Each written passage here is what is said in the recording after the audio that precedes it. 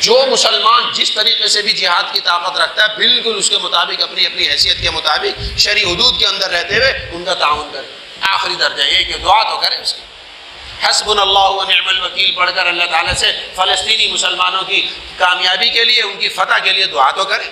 Israel की तबाही और बर्बादी के लिए दुआ तो करें। ये तो कर सकता है हर मुसलमान। इसमें भी अगर वो कहे जी नहीं जी मैं ये नहीं कर सकता, मुझे तो डर लगता है हुकूमत से, हुकूमत पकड़ लेगी, हुकूमत तुम्हें क्या कहेगी? हुकूमत वाले खुद बद्दुआएं कर रहे हैं।